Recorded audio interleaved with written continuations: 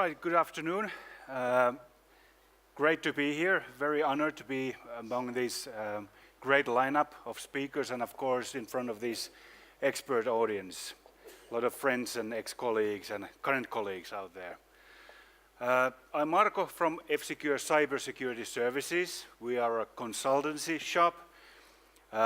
We provide cybersecurity assistance to a number of our customer organizations, all the way from identifying what are the relevant cybersecurity threats currently to their business, help them figure out what is their current exposure to these threats, and provide recommendations on how to deal with the situation, what would be an appropriate way to mitigate or transfer some of the risk. Our customers come from pretty much all the sectors there are, including those with the most demanding requirements when it comes to the security, such as aviation and automotive, financial, online games and gambling, and such.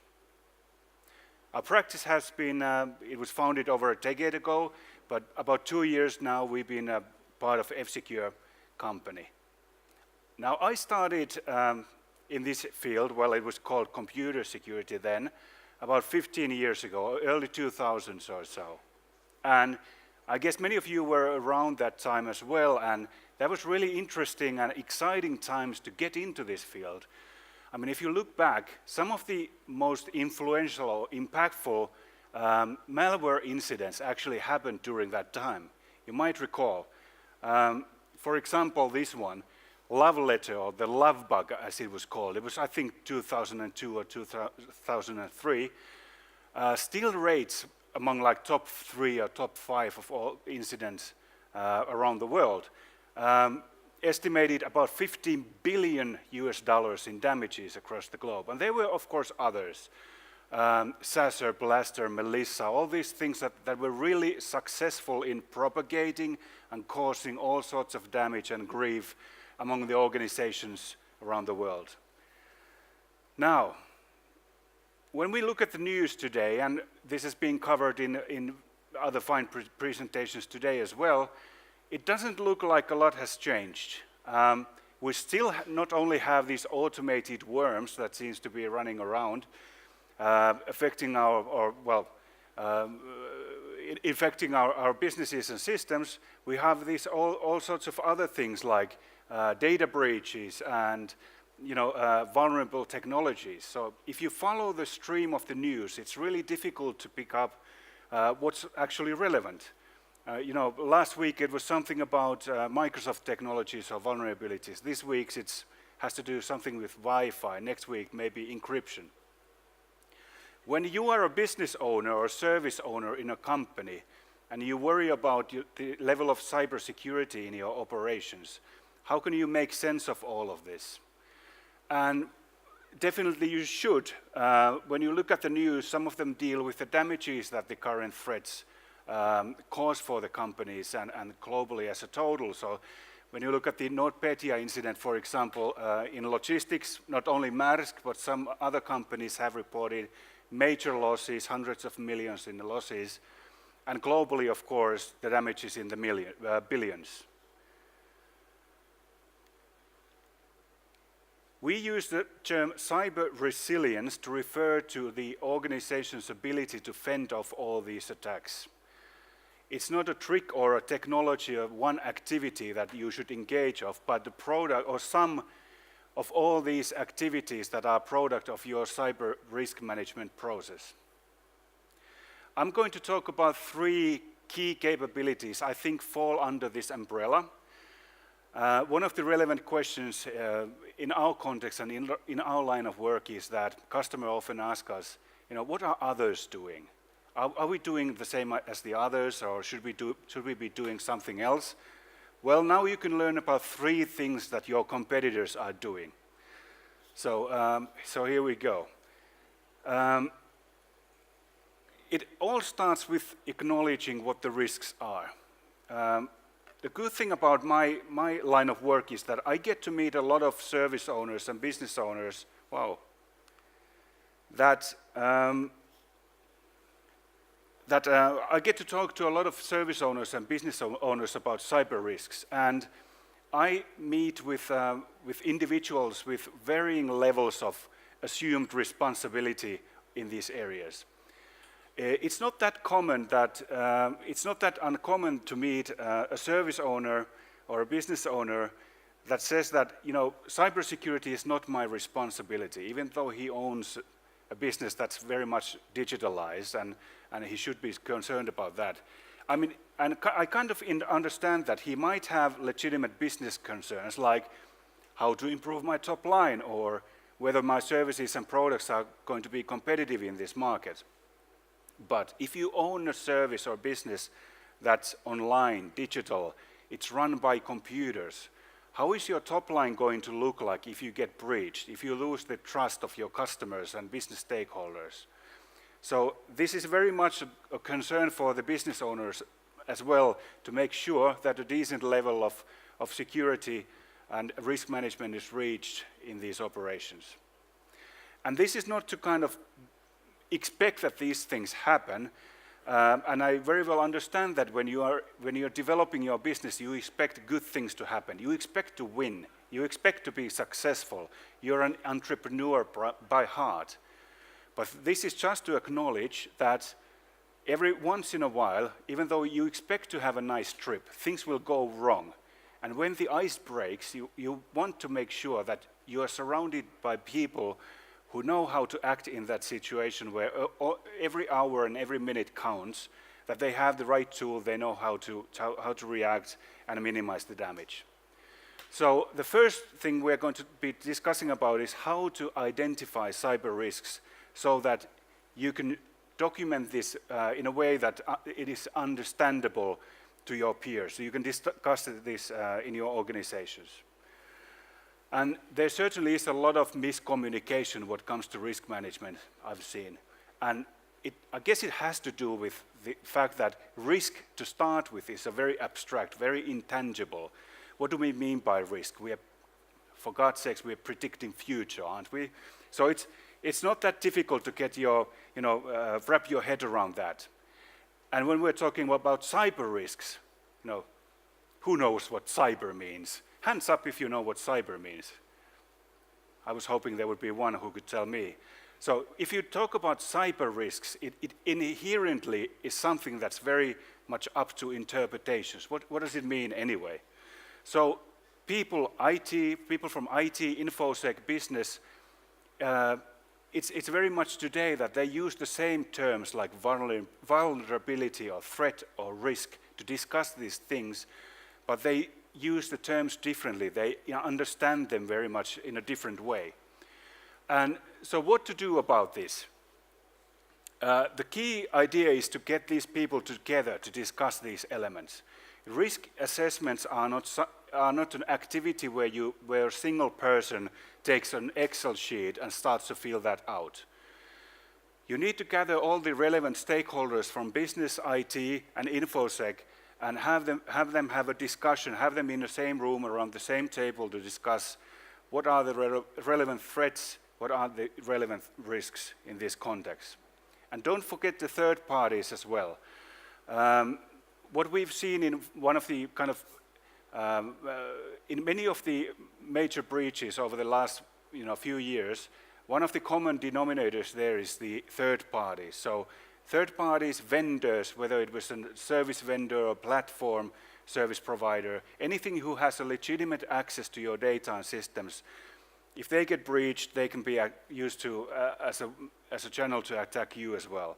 So include them in your discussion. We do a lot of vendor audits, and one of the most common findings we have to report to our customers is that, by the way, your vendor has a completely different idea of security incidents and how to handle them than you'd think.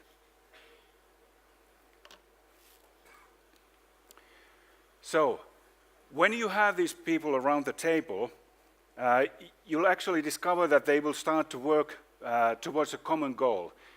There's kind of this, like a light will turn on, and suddenly they are discussing something. Everybody can participate in the discussion and bring their own view, even though they're still talking about a bit of a different thing. And what do I mean by that is that during the discussion, you will find out that InfoSec people, inherently, they are good at identifying threat actors in your organization. That is what security people are good at. Your IT people, they know what the vulnerabilities in your IT systems are. Maybe you're running legacy systems, maybe you have configurations that for compatibility purposes you can't harden. They are there, the IT people do know about them. Again, security people can describe all the bad stuff that the threat actors can do in your organization if they are able to discover these vulnerabilities and access the functions and data in the environment. And the business person can tell you what the incident will be about. So if the attacker, whether it was an insider or external threat actor, if he can access the data, there will be a data breach. What are all the sorts of damages and losses that would incur from this scenario? So what you come up with is an attacker's story. We all know what user stories are. So user stories are used in software development to describe all these wonderful things that the user can accomplish using the application or the system. Do try document cybersecurity risks as attacker stories that start with the identified threat actor who then uses the vulnerabilities in your environment to accomplish things that are wonderful to him, to breach your systems and data and cause you loss. And when you run these workshops, you will end up with actually quite a number of different stories that are easily documented and understandable by anybody who participates, whether they are experts in this field or not. Now, so you've run the risk identification workshop and you have a collection of these stories. What to do next? You are obviously in a crossroads. All of the organizations, well, I think it's safe to say that no organization has a budget to fix all the security, to mitigate all the security risks that they do identify. So you need to find a way to put them in order. You need to find a way to put them in a prioritized order so you can select or justify your security spending. And how we do that, or how the most organizations do that today, is a mystery and remains so until this one. Okay, now it works. So, how that works in organizations today is that it's pretty much awful.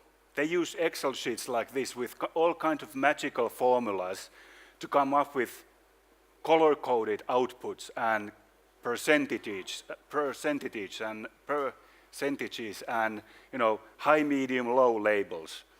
And these are not so good at justifying spending, are they? You want to have an investment budget or spending budget for your security needs, and all you have to show for or justify the spending is something like this. It's not good. And it's even worse. I think everybody nowadays is considering cyber insurances. And how can you decide if a cyber offer for a cyber insurance, if it's a good deal or not? If on one hand you have the insurance plan that you will pay actual money for, and on the other hand you have red, green, and yellow. You have maybe 4 yellows and high, medium, lows to mix up with. So we need to do better. We need to be able to quantify these things. One of the sources companies use for are reports available of these things, and these reports, of course, can give you guidance on what is the typical impact of a cyber breach, for example. But the problem is that how this data is gathered is that they will send out surveys to companies around the world in different business sectors under different regulation areas, companies of different sizes, completely different cost structures, and then they come up with aggregated data and an average number of 4 million or 3 million or 5 million. And how much does this figure speak to you? I don't know it relates to any company in particular. It's nice to have a global average though. So how can you come up with a figure that actually is relevant to your organization? So you actually start with identifying what are the different activities following a cyber breach in your organization or company. Now, there are different ways to model the incident response or crisis management lifecycle or the stages. We are using one, but the basic idea here is that in every crisis or an incident, it starts with a lot of confusion about what has happened. It is still happening. Who should be involved in responding? How can we escalate this? Are third parties involved, or is it just us? Then you run the investigations. You initiate crisis management. You take control of the situation. You maybe recover some of your IT systems and data from backups, something like that. And of course, there's a long tail of communications. You need to monitor what the press thinks about us. You need to respond to the social media, discussions. You need to prepare yourself for litigation. All your customers want compensations. All these activities. And when you discuss this through in your organization, you will identify what are the different functions involved. In one stage, IT, of course, is involved. InfoSec, probably, yeah, one of the early ones. Then business is going to be involved. Communications, legal. It doesn't matter whether they are internal or external, they are going to be involved in these discussions. And what you can then do is, once you've identified the story, how these functions are involved in handling this situation, you can try and estimate the level of effort of each of these tasks. Say, an IT organization, if they need to restore a system from a backup, they could estimate that, okay, it's going to take at least 5 work days, could take maybe 10 days, or under specific circumstances, could take up to 20 days. So you have a range from, say, 5 to 20 work days for this specific task. When you go through the list of all the tasks you've identified, the legal work, the communications work, all the extra activities the business owner and the account managers have to do in relation to the customer-facing interface. So you can come up with a lot of data points that will map out to specific loss forms. So all of these activities can be mapped to loss of productivity or downgraded revenue, or response activities related to reputation management. Legal activities, of course, relate to potential sanctions, potential litigation, being prepared for that. Now, with all these data, you just need a specialized simulator. You put all the data in, and what you have is a much better view to your current risk exposure than you will ever have with those Excel sheets. So what the application or the simulator will do, it will run speculative scenarios based on those data points and ranges you just estimated with these different levels of efforts, and give you a probability curve on how much, what level of loss can you expect from this incident you just estimated. So this is what cyber risk management should look like in 2017, not like Excel. So, as said, there are not so many organizations that can reduce or remove all their cyber risk. Even if you have the best visibility and data about your exposure, you still need to be prepared that the threat landscape moves so fast that you can't necessarily keep up, and you need to invest in the possibility that you'll get breached eventually. Something bad will happen nevertheless. We work with a lot of companies on their crisis management topics or development of their crisis management. It's been surprising to learn that very few companies nowadays do have a crisis management team that we feel that is well-defined, well-formed, knows all the tasks, that is capable of handling a cyber crisis. And even in your organization, you might or might not have a crisis management team defined, but I would say that there's a low chance that they've ever rehearsed a cyber crisis. They often do rehearse scenarios like fires, or something related to business processes being interrupted. but specifically a data breach or a cyber breach, I would urge you to practice for this, because we have a lot of bad examples out there. Companies really do botch these things up, as we learned from the other talk as well earlier today. When you're not prepared to handle a crisis and communicate about it, you'll damage your own reputation by conflicting yourself and delaying all the necessary responses that you need to do in your organization. So do pay attention to cyber crisis management, how you're prepared for that. Gladly, we have in the news good examples as well.